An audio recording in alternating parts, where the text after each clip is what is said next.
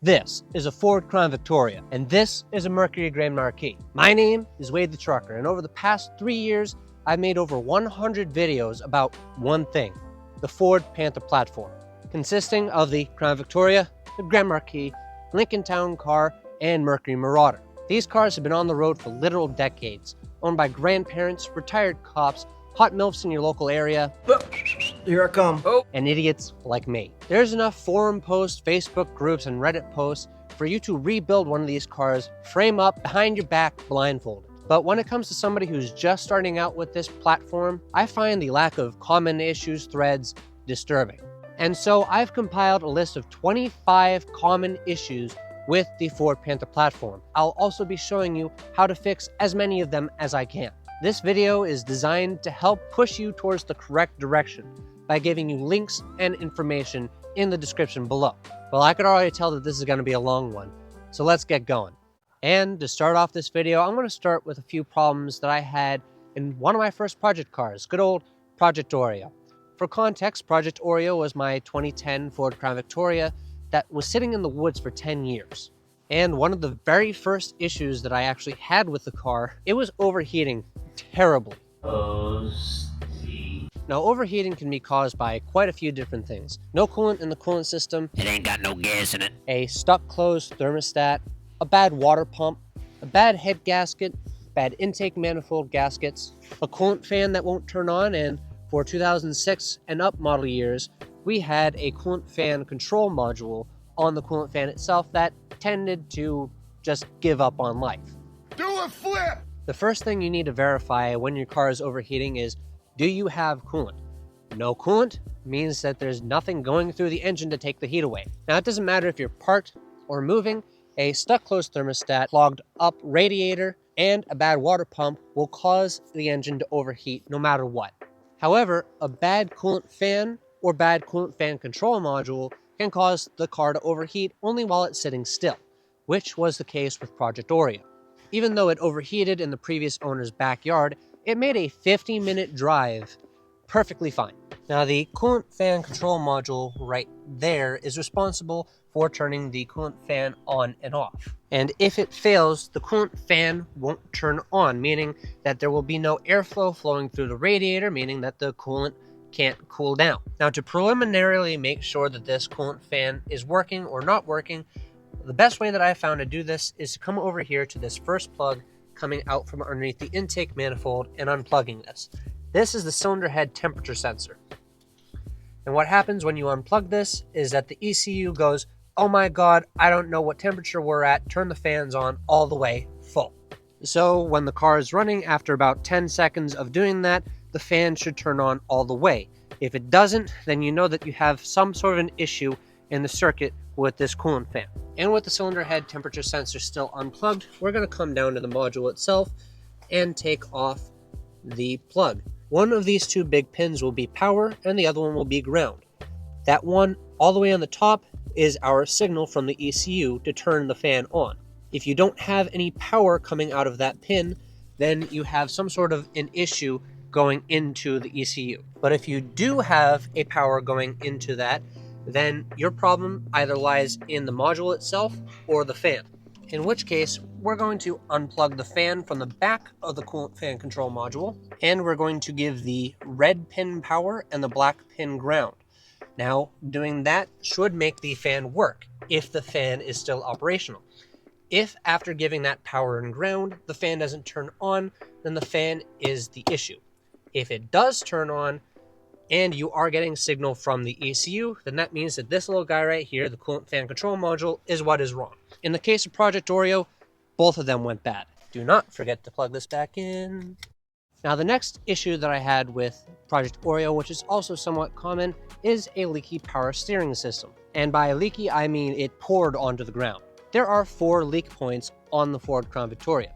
The hose going from the reservoir to the pump, the high pressure line going from the pump to the rack in this generation of car, or the gearbox in this generation of car, the line from the rack or gearbox to the power steering cooler, and then from the power steering cooler back to the reservoir. Most of those hoses are rubber, and those only tend to leak when they are severely dry rotted or if they've been cut or fallen off. However, the high pressure line on both generations of cars are made of metal, and in Project Oreo's case, the metal just rotted through and there was a giant hole.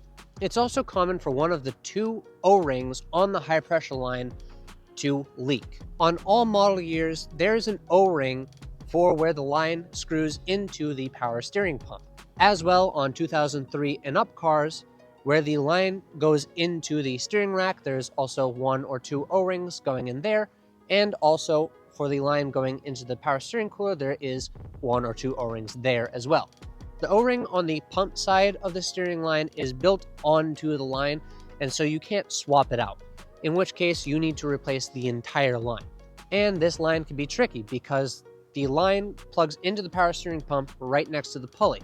When I did that line on Project Oreo, first I tried pulling the power steering pulley off of the pump. But as it turns out, the best way to get the line off the back of the pump is a crow's foot wrench.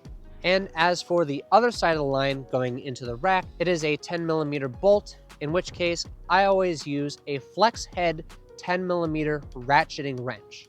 The older generation cars are wicked easy with that. It's just the one that's in the pump, same as this generation. There's just a hose clamp on the gearbox.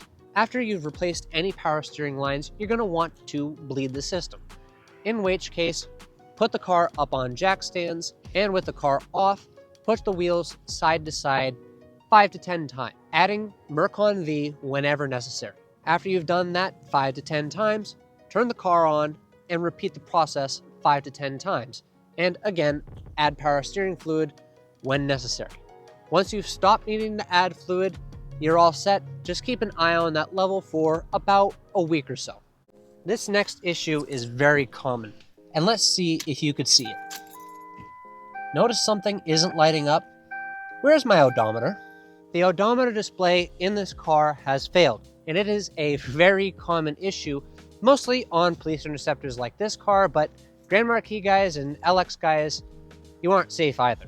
There are two resistors on the back of the display, and with time, age, and heat cycles, the connections tend to break. Now, this could be a very easy DIY fix. This gauge cluster is hidden behind a bunch of interior trim and a handful of 7mm screws. From there, you take the gauge cluster apart and resolder the two connections. I need to fire whoever's writing these scripts. I'll leave a link in the description for a video that shows you exactly how to do this. Now, in my case with Project Oreo, I didn't feel comfortable taking the gauge cluster apart, so I sent it off to a company called Royal Clusters out in California, and they did it for around $70. Now, this next problem is very common with 2003 through 2005 Panther platform cars. Directly behind your OBD2 port is one of these guys. This is a lighting control module. And if you have lost your headlights, taillights, turn signals, or your interior lights, it's very likely that one of the 4 internal relays on this module has failed. Typically what you'll notice is that the lights will flicker or blink, or they'll just quit working someday. And sometimes if you're lucky, you could give that a little bit of a kick and they'll start working again. That's how you know that this module is bad. And back in 2015, Ford realized that this was a problem with this generation of cars, so they announced a recall. Now, there are 3 ways to fix this issue. You can go to your Ford dealership and hope that your car is still covered by the recall. But just beware, I have heard horror stories of people who have taken their cars into the dealership to get the recall done. You could also replace your module with a completely different one, either from a parts store or from a local junkyard. If you end up with a remanufactured model, it could cost you anywhere between $200 to $300. But if you want to save a few dollars, you could try your hand at desoldering the relays and putting a new one in its place. This should only cost $10 to $20 in relays. And like before, there'll be a few videos and links in the description. Now, this next one is a big one for states in the Rust Belt. In 2003, Ford redesigned the front section of the frame and the entire front suspension to make it an independent front suspension setup. And in getting rid of the idler arm suspension, they added an entire section of frame that was being completely unused. And so to fix the previous generation's issue of the AC accumulator dripping down onto the frame and rotting the frame away, they just put the accumulator on the section of frame that was empty and open. However, now that the accumulator is onto the side of the frame, it is closer to the road, and if you live in a northern state like I do, it is more likely to get road salt on it and to corrode away the accumulator. This problem is so common that my friend Anthony Gozo from Specialty Motor Cars replaces the AC accumulator on every one of this generation cars, even if the car only has 30,000 miles. When cars need this service, typically they end up going to a local mechanic. However, if you are certain that there is no pressure left in the system, then it is a job that you could easily do by yourself. I will leave a video by my friend Arthur in the description that does an amazing job explaining how to do this job.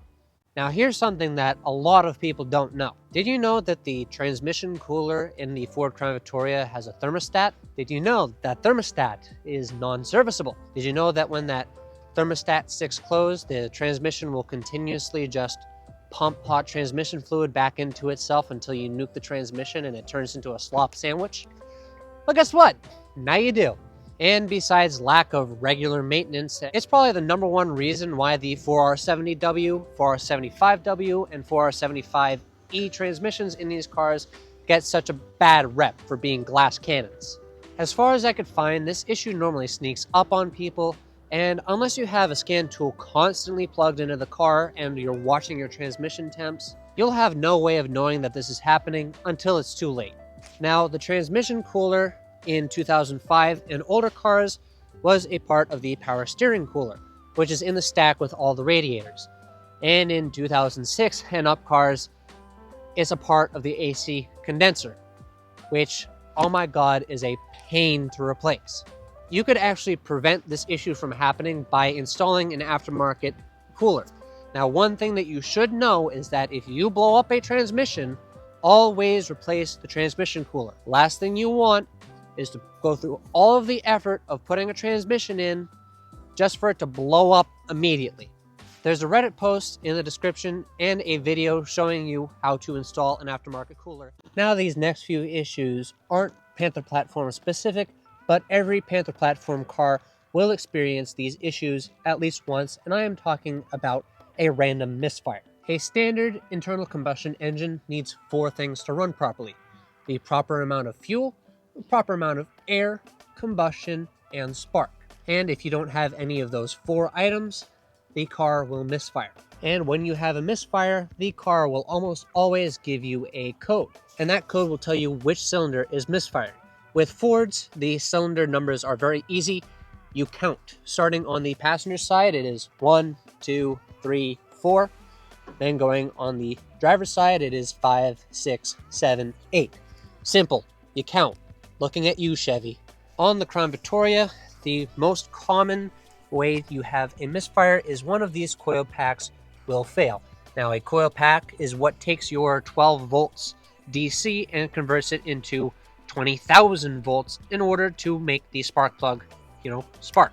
And if the coil pack fails, then the spark plug knows sparky, and you get a misfire. Now, luckily enough, the Crown Victoria uses this system called coil on plug, meaning that it has 8 individual coil packs, in which case you could diagnose a coil pack very easily by taking the coil pack and moving it to another cylinder. What I typically do is, if I know that a cylinder is misfiring, let's say cylinder number 3, I will take this coil pack and I will move it onto the opposite side of the engine in cylinder number 5, because cylinders 1 and 5 are incredibly easy to get to. And what I would do is, instead of waiting for the car to give me a check engine light and telling me if it's moved or not, I'd just go take that coil plug and unplug it. If the car runs exactly the same, misfiring, then I know that it is the coil pack that has failed. And if you unplug this coil pack and the car runs worse, you know that the coil pack is not the issue, meaning that the issue has stayed with the cylinder that you pulled the ignition coil out of. In which case, the next thing we'll do is pull the spark plug out of the engine. And the goal to that is to look at the color of the spark plug. Is it perfectly clean? Is it dirty black? Or is it somewhere like a nicely cooked marshmallow? A perfectly clean spark plug means that you're not getting enough fuel into the cylinder. If you have a black spark plug, that means that you are getting way too much fuel into the cylinder. in which case that means you likely have a failed injector. This one is super dirty for some reason. And this little possum's back is why I missed the very last Panther Magazine meet of the year. This is an injector out of my 2002 LX Sport, which while I was doing a reducted amount of speed through the Boston tunnels, all of a sudden the car started to run rough. And so I pulled over, got myself to a parts store, and after buying all the tools necessary, this injector was stuck open, meaning that it was dumping fuel into the cylinder. When this happens, it'll almost sound like a thump, thump, thump, thump, thump sound out of your engine, and if you walk over to your exhaust, it will smell like unburnt fuel. A stuck closed or stuck open injector like this will also have their own unique code. It'll either be a bank 1 or bank 2 too lean or too rich code. And while using all of the diagnostic information that I just gave you, I was able to figure out that this was the cause of the issue. Luckily for me, this happened on cylinder 1, which is the easiest injector to get to, and I was happily on my way after taking 5 minutes to fix it. Now, staying kind of in the engine bay area, let's talk about the elephant in the room.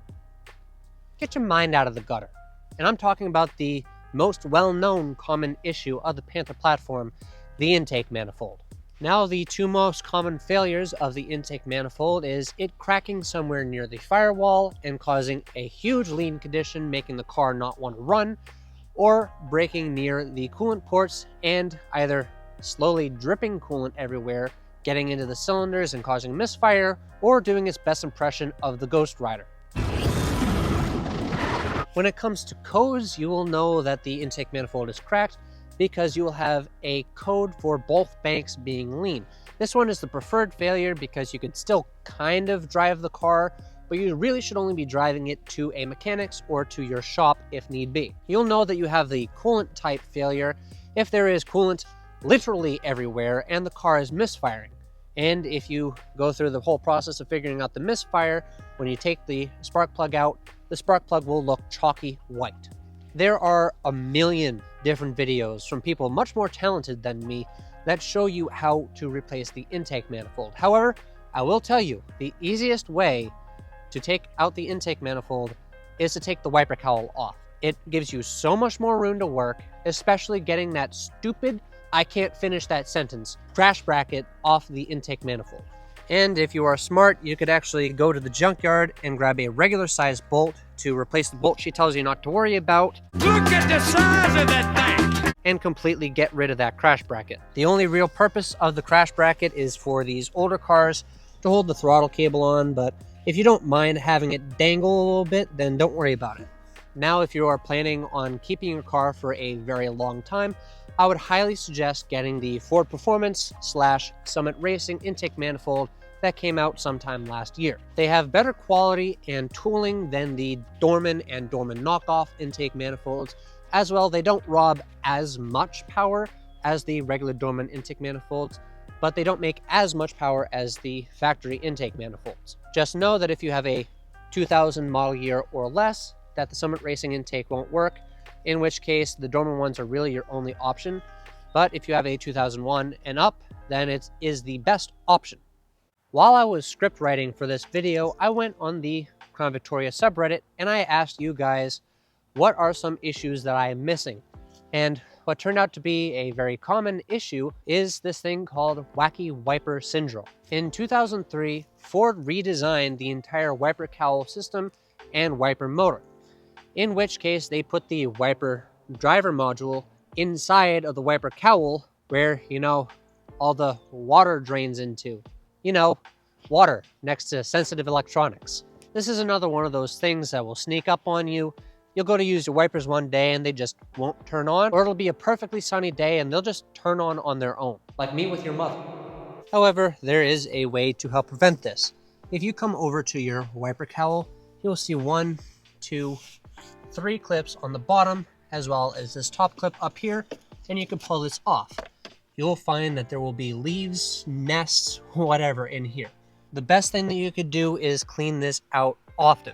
Obviously, I'm not doing a very good job. But another thing that you should do is you should come over to this far corner and either blow it out with compressed air or with water, because that area is what drains into this little funnel down here, which sends water this way into the firewall. Just don't do what I just did. I might have just broke it. I forgot to mention that when the water shorts out the motor, sometimes it catches on fire. I know, kind of important. Anyway, the way to fix this is to just completely replace the motor. Next up, let's start talking about some common HVAC issues. This right here is what Ford called the EATC, the Electronic Automatic Temperature Control Module, or as I like to call it, the EATC. Now these modules actually rely on engine vacuum in order to change zones from AC to vent, floor, or defrost. Now when these modules fail, it's typically because one of the 4 O-rings that holds vacuum in the 4 solenoids on the back of this module is leaking. These are designed to fail on defrost, so when it's cold out, you could always defrost your windshield, but they do tend to fail on whatever they want. And the repair is super easy. You take this trim piece off, you take it out, and you take apart the back of the module and replace the 4 O-rings, and then everything works all of a sudden. Now there are services that you could find on eBay that will replace these modules for you for $100. You just send it into them, but I'd do your own research when you do that. And you can also find these modules in their entirety on eBay, but there's something stupid like $600. Oh, hell no! Why would you do that when you could replace $5 worth of O-rings and have working AC again? And like before, there'll be a link in the description to a video that shows you exactly how to do that. Have you ever gone to go turn your AC on and the only thing that came out was heat? Or you went to go turn your heat on and the only thing that came out was AC? Well, you could blame this thing. This is your blend door actuator, and it is hidden deep inside of the dashboard of your car. The blend door actuator is designed to fail. The blend door actuator is designed to fail on heat, but just like the EATC module, it tends to fail on whatever it wants. In the case of this blend door actuator, it failed on freezing cold in my friend's 2004 Grand Marquis right as it was starting to become fall. He wasn't quite able to get his hands in there to get this out, but I was, so I went over and I got this out for him. Getting to the blend door actually took me longer than getting the blend door actuator out, which is the complete opposite of what most people say. Despite having 4 tabs, there's actually only 3 screws holding it in. This closest one you could get with an 8mm on a 1/4" ratchet.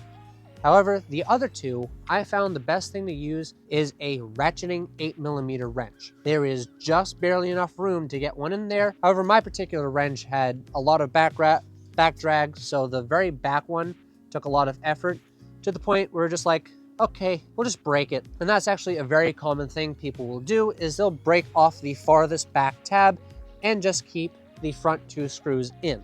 Now I'll leave a few separate videos in the description to show you the exact process of getting this out, and it's not as bad as it seems. Unless you own a 2003 and up Lincoln Town Car in which you have 5 blend door actuators, and Ford really did say f you. Again, videos in the description. Now, here is an interesting one. Have you ever gone to lock or unlock your door and it just doesn't? Do you hear the clicking inside the door, but it just won't work? That would be caused by a broken rivet that is supposed to hold the actuator onto the door. This tends to mostly be a mercury issue, but it does affect all cars equally. Now, if you remember part 1 of fixing everything wrong with my Mercury, you'll actually know that me and my buddy, we actually fixed this by putting a new rivet into the actuator. It's a very simple thing to do. All you need to do is get inside the door panel, take the actuator out, and drill the rivet out of the bracket that is on the actuator, and put it back in and re-rivet. I will include a video from WJ Handy Dad where he shows you better how to do this, and he also has links in his description for the exact rivets and the rivet tool that you need in order to do this. Now there are 2 things that tend to break things: age and wear, and if you're from the north like I am, you gotta add rust to that scenario. Ever notice how one hangs lower than the other? I mean, how one window rolls down slower than the other? The driver's side window in my 2002 LX Sport, it already rolls up slow, but the passenger side one rolls up like it's made of molasses. This is caused by wear and tear on the window motors themselves. Now, the window motors inside these doors are what we call brush motors. where they have physical contacts inside. And if there is any wear or corrosion inside the motors, it makes the motors weak and slow to raise and lower the windows. Now, not only do the window motors tend to wear out, but so do the window regulators, where when you're from the north like me, the physical cable that the windows ride up and down on, they just tend to rust and break. And you wouldn't think that replacing a window motor or the regulator would be too hard, but the window motor is riveted to the window regulator, and the window regulator is riveted to the door, and it is also riveted to the glass. They riveted through glass, meaning that when you need to take the regulator out, you need to punch and drill through glass. I don't work on too many other cars, but something tells me that that's not smart. When I do have to replace these motors or the regulators, what I tend to do is, instead of putting rivets in, I'll just put bolts everywhere and just make sure that they're not loose, either using nylocks or lock washers. That way, if the window regulator or the window motor ever craps out again, I'm not going through the entire process of drilling out rivets all over again. And again, I'll leave 2 videos in the description, one for the front windows and one for the rear windows. And while we're still here on the inside of the car, I'd like to bring up a few common interior leak points, starting with the parking brake cable. Just the other week, I had to move my LX Sport during a rainstorm, and I found a giant puddle on the driver's side floorboard of the car. Now, I didn't think too much of it. I thought maybe I just left the door slightly cracked open and let a little bit of water in. But the next time we had a rainstorm, that confirmed that I had a leak somewhere.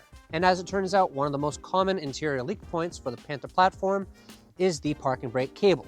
Now, if we go inside of the car and look underneath, you can actually see it right there. That is our parking brake cable. Now, this is a fairly easy fix. All you have to do is tear out anything that is in your way and spread your goop everywhere. Just use clear RTV and you won't have any leaks anymore. Speaking of interior leaks, if you ever get any on the passenger side floorboard of your car, this little guy right here could be to blame. This one right here, a little flappy dude.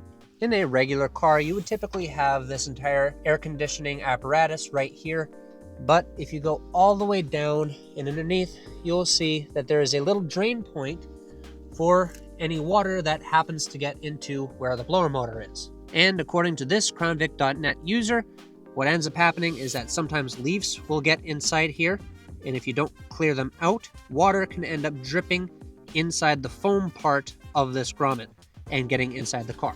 Now, what you can do is periodically pull back the inner fender lining and just take your hand and clear out any leaves or any dirt debris that's gotten in there. But a more permanent fix is to leave the flap alone, but where the foam gasket is around on the firewall, just goop that up with RTV. Now, there is an aftermarket cabin air filter I use in the loosest terms that helps screen out any junk, debris, leaves from getting into that blower housing. It's almost $100, but it might be worth using. You want to hear everybody's favorite sound? Yeah, I didn't either. It's about time we talk about the infamous timing chain rattle. Since the Ford 4.6 is a single overhead cam design, meaning that there are 2 camshafts, there needs to be 2 timing chains that link the crankshaft with the camshafts in order to properly time the engine. As well, these chains need to be incredibly tight because any slack can cause damage. And that is the job of the timing chain tensioners. They use hydraulic power from the engine's oiling system to push the timing chain guides against the timing chain, making it all nice and tight. The timing chain tensioners are a very common failure on the Ford 4.6 in general, and if you drive too long on failed timing chain tensioners, you can end up sounding like my neighbors. The only real way of fixing this is to take the entire front end of the engine apart and replace the tensioners. If I'm already going that deep into the engine to replace the tensioners, I'm just going to do all brand new timing because screw having to go back into this engine. However, there is a way to prolong a failed tensioner.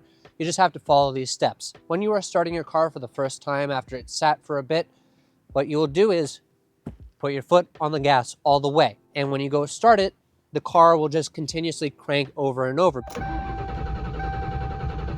Basically, you put the car into what's called the flood mode. The engine turns off the injectors to make sure that you don't flood the engine. On these 2006 and up cars, there is an oil pressure light on the gauge. Just keep cranking until that light goes away. On 2005 and older cars, the oil pressure gauge actually uses ignition power to turn on and off. So while you're starting it, you don't technically have ignition power. Just give it 10-15 seconds before you let off the gas and let the car start. The idea behind this is to let the car spin over at 300 RPM and slowly build oil pressure instead of just starting right away, getting that timing chain rattle and potentially jumping timing. I forgot to tell you, these engines are what's called interference engines. And in layman's terms, basically all that means is if you jump timing, your pistons will play passionate bareback noodle twister with the valve. And when they're done grunting like my neighbors, you're not gonna wanna see the ugly baby that comes out of it. Danny Johnson's Garage did a really good video on how to do timing chains on a 2-valve Mustang. It's basically the same thing as a Crown Victoria. Video in the description. This next one is more a personal pet peeve of mine. These spring-based clamps on the coolant hoses, they kind of suck. Basically, they only just use spring power to hold hoses onto the nipples. And what happens commonly is those hoses will just blow off. And that tends to happen a lot more if you're, say, running a tune that spins the engine 500 RPM more, that brings up the pressure in the coolant system, so they just end up blowing off. I've actually blown the coolant lines off the intake manifold twice now, once during an exhaust competition.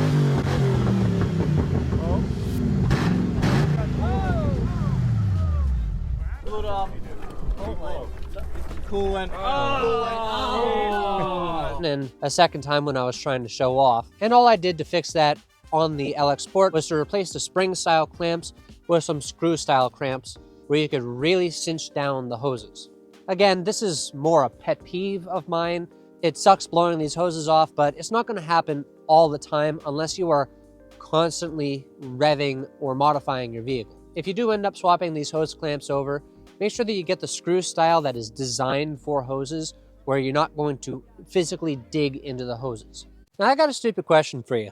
On a scale of 1 to 10, how important is steering? I bet that if you do anything outside of drag racing that you'd probably say pretty damn important. In 2013, Ford identified an issue with the steering linkages, the upper bearing, and the steering column in some 2005 through 2011 vehicles sold in corrosion states. What would happen is that with time and rust, the bearings and the linkages on these steering shafts would wear out. Combined with a slightly too short collapsible steering column, what would happen is the steering shaft would literally fall out. Helicopter, helicopter. Some people get lucky, like my friend Ryan, who had it happen underneath 15 miles an hour, or my friend Jack, who had it happen while he was pulling into a car meet. However, some people, they weren't as lucky. When it comes to fixing this issue, you should really call your local Ford dealership. Give them your VIN number and see if the recall is actively out on the vehicle or if it's already been done. I actually did this while scripting this entire paragraph. I called and they said it's already been done, so I don't quite have to worry about the whole steering going all limp noodle on me. And while the recall is for 2005 through 2011, 2003 and 4 still kind of have the same issues, and I don't really know why Ford didn't recall those years as well, but luckily enough, you can find the jig and the part in order to fix this. However, the part is $1, but the jig is almost $200. Either way, I will leave a post on the crownvic.net forum in the description for you to see. And if you think that that's it for steering issues, well, guess what? It's not. Even though Ford has the recall to make sure that the steering does not fall out, guess what? These shafts are still made out of metal, and so they still rust. Such is the case with this one. Like before, with age and time, these steering shafts will still get rusty, and they will still bind and clunk and stick, but at least they won't fall out. Luckily, it's an easy fix. Basically, all there is, there's a bolt on one side that cinches this side down into the rack, and there is a bolt that cinches this side down into the upper part of the steering shaft. It is super simple. The only thing that you have to watch out for is that these bolts do like to get stuck tighter than a nun's nasty. So what I would do is either hit them with some penetrating oil a few times for a few days before you do the job, or what I'm going to end up doing is grabbing my induction heater and heating up the nut portion that the bolt spins into and getting them out this way. This tool is a miracle if you live in the Rust Belt. They're like $130, but they work so dang good. I ended up buying this steering shaft from O'Reilly's for $80 or $90. But if I had known that one of my previous sponsors, Max Speeding Rods, also sold this steering shaft, I probably would have bought for them for half the price. And unlike Raid Shadow Legends, that brings us to a sponsor you might actually use. Now, if you've watched this far into the video, it means that you either own or are looking to own a member of the Panther platform. And I will say that our sponsor, Max Speeding Rods, has been doing a really good job at getting factory-style replacement parts for our cars. Just recently, they added the upper and lower steering shaft for 2003 and up vehicles. As well, you could find plenty of other parts for the Ford Crown Victoria and Panther platform, and many of those parts are actually listed in the description with their respective issues. I always highly recommend doing your own research when it comes to buying aftermarket parts, but with Max Speeding Rods, I've had good luck. On my 2002 LX Sport, I have a power steering pump, a water pump, and aftermarket valve covers from them, and they've all treated me just fine. Even though I don't have to, I will disclose that the links in the description do get me a 15% commission, only if you use my discount code. So if you want to support the channel and get a discount for yourself, use the code WTT for 10% off at checkout. Thank you, Max Speeding Rods, for sponsoring today's video. Let's keep going. Ever wonder what it would sound like if your engine became the world's worst shotgun? Ford, for some reason, thought that 3 threads in the heads for the spark plugs was plenty more than enough to hold them in, but the spark plugs had different ideas. External combustion engine. And what tends to happen on earlier generation Crown Victorias is the spark plugs will literally eject themselves. From what I could find, the original torque specs for the spark plugs on the Ford 4.6 was around 11 foot-pounds, but to help combat this issue, Ford revised it to 20 to 22 foot-pounds. And when it comes to putting spark plugs into your engine, never use anti-seize because that will affect the final torque value, and always do it while the heads are cold. And if you do have a spark plug, pull the old ejecto-cedo trick.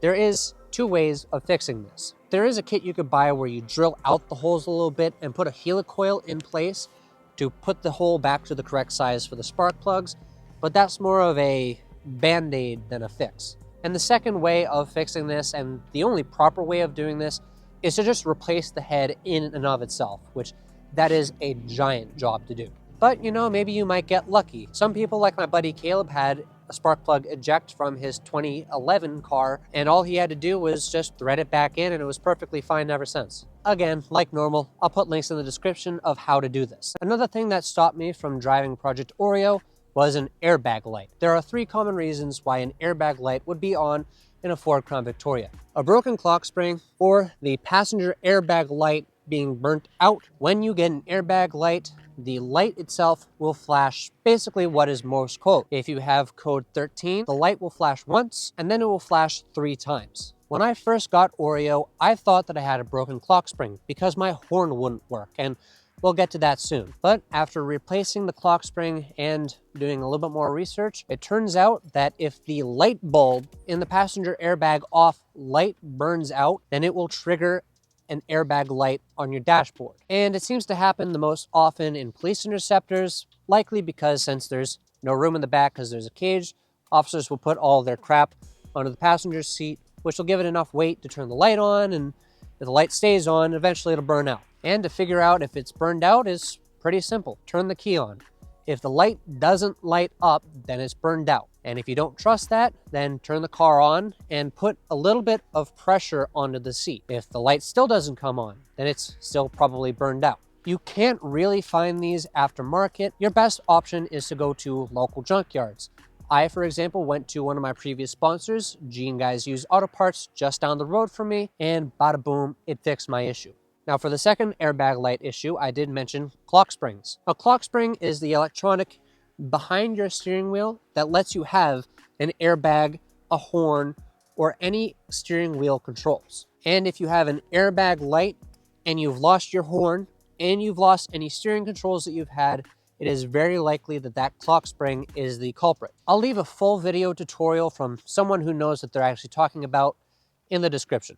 If you bought a retired police car decommissioned by people who couldn't be trusted sucking on their own thumb, you might be wondering why, for some reason, your horn doesn't work. Now, upfitters need to tap into the horn in order to put a siren into the car. Now, decommissioners, they just rip the siren out. And using the same logic as screw the next guy, they won't even bother to put a splice together to make the horn work normally again. Now, luckily, most upfitters made their connections in one of two places, either on the steering column itself or behind the ashtray. There's a link in the description that goes into further detail. Behind the ashtray is a blue wire and a connector. And in my case, the upfitter spliced into the horn just past the connector. So all I had to do was to add a new splice right there. Now, if that wasn't the case for me, what I would do is I would unplug the connector and I would test for power at the connector while pressing the horn down using either a multimeter or a test light. If I am getting power to that part of the connector, that means that somewhere further down towards where the relay is, that there is some sort of a splice in that area. If I wasn't getting power, that means that whatever splice that the upfitter used was closer to the steering column. And before you go all crazy trying to trace down the blue wire and see where the hell it goes, just go over to the horns and give them power and ground. Just make sure that they work or don't work in the first place. Ah yes, winter, home of snow, seasonal depression. It's too damn cold! And not being able to see out my rear glass because this little see you next Tuesday decided to break off. And I'm talking about this rear defroster tab right here. Basically what this does is this is either the power or the ground side for the rear defroster. And if this isn't making contact with the glass, there is no electricity that could pass through these yellow heating elements, meaning that the rear defroster can't work. And there are 3 separate ways to fixing this. The first, most expensive, and probably the worst way is just to completely replace the entire rear glass. I don't know why you do that, but go ahead if you want to. The second way that I've actually seen it done is you could take a soldering iron and attempt to resolder the connector back onto the glass. However, there is a third and final way that I actually just learned recently thanks to one of the new moderators at the Crown Vic subreddit. And he suggested some Permatex 3151 rear defroster adhesive. It's glue, and I want to sniff it. If I had known that the only thing between me and being able to see out my rear glass was $20 worth of Permatex, I would have done this 4 years ago when it broke off. I should probably still do it. Yeah, I'm a lazy prick, aren't I?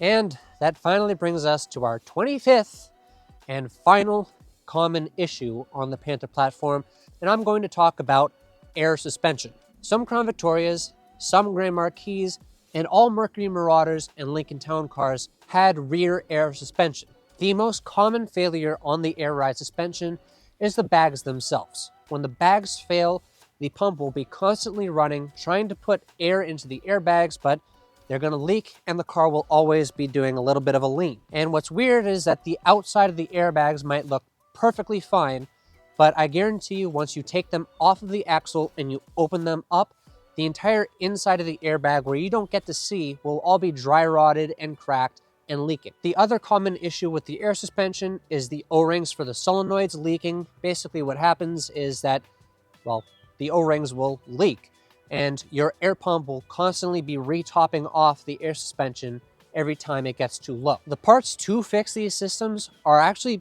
reasonably cheap, so it's kind of a shame to see so many people completely delete the air suspension and put springs in.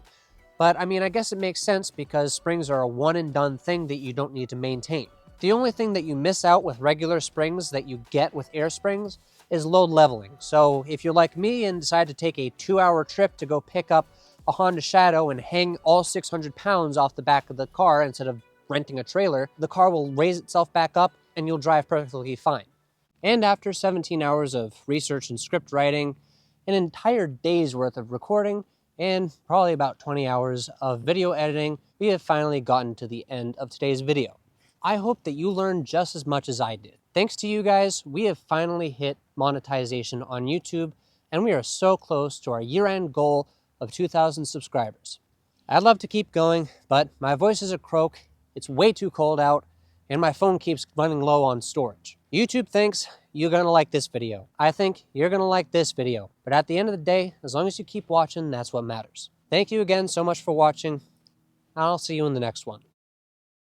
Passionate, bare back, eject. That's gonna get taken out of context.